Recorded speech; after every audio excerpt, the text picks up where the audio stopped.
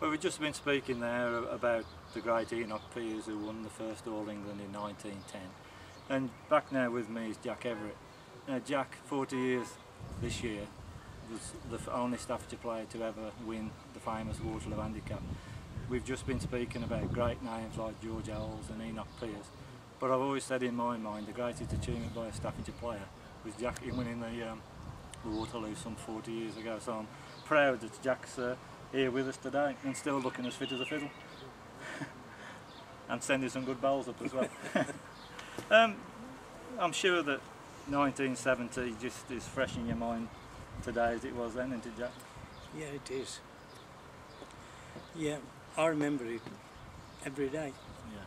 I mean, did you, to travel up there, I mean, those days, what was the format of the Waterloo in those days? It was what, one game a visit? Every time you went, you played once. And then you got as far as the final day, and then you had to play 3 times on the final day. And that was all off 6 in those days? 5. 5 off 5? Yeah. Yes. So, for when you won it, I presume there was 1,024 runners? 2,048. 2,000. So you would have played, what's that, 11 games? 11 games. Yeah. Which would have meant how many visits to the venue? 9 visitors?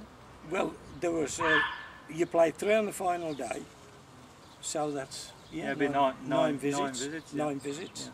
So, yeah. you know, I mean, as I just said, to me, what you achieved is the finest achievement ever by a Staffordshire person, but how did you go about it? Did you just one day think, I want to win that Waterloo, and did you prepare in any way, or practice a green forever, or anything like that?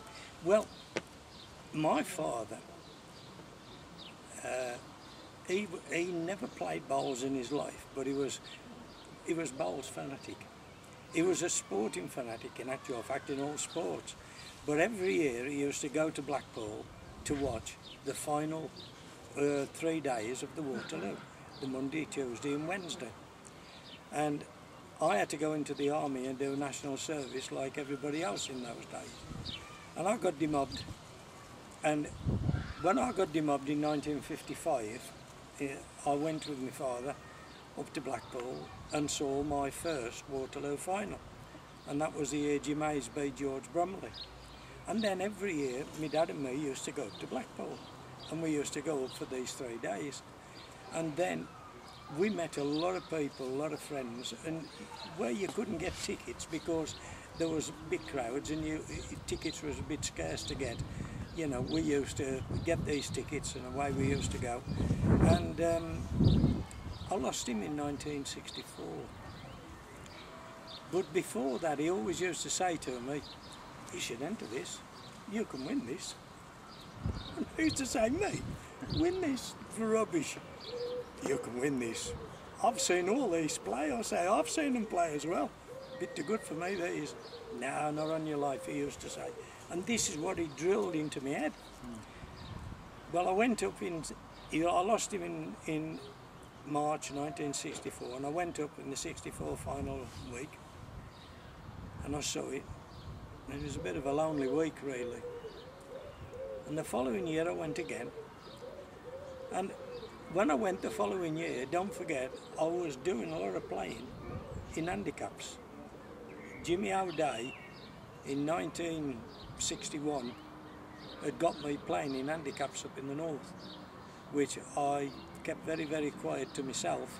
But I was travelling up the north playing in handicaps like the Warrington Charities, Warrington Conservatives, Bull Z, and these other handicaps. And anyway, as I say, I went up in 1965, and I'm driving back, and I thought, I've got to enter, because if I don't enter this handicap, I'm not going and doing what my dad told me to do. So 1966, well, it was actually after the handicap, I found up to the guy, Hughie Dorian, who run the handicap, and I asked him if I could be in, and he told me exactly what to do, when to send the entry in, and I'll see you in. So I said, okay. So I entered it. First year I entered was 1966, and I'm going along nicely. And I'm thinking I got a hell of a big chance of winning this because I was playing okay and I was doing good. And I got beat in the last 32. And it was a very, very bad rainy day.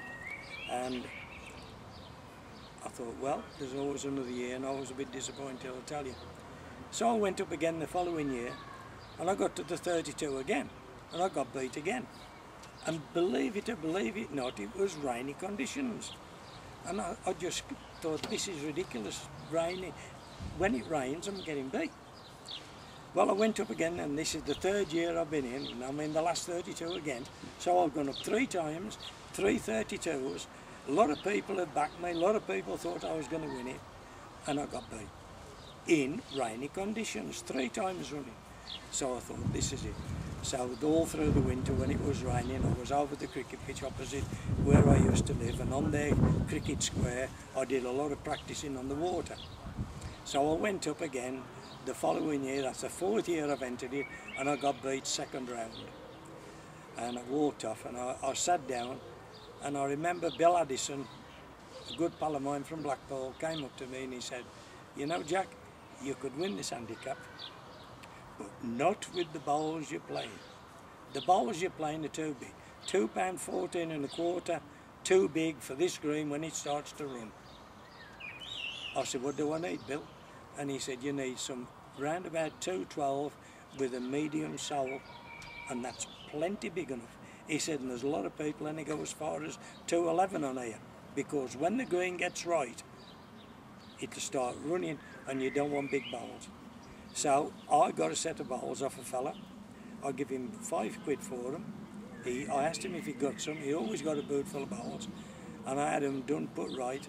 And then I went up in 1970 and I won the handicap.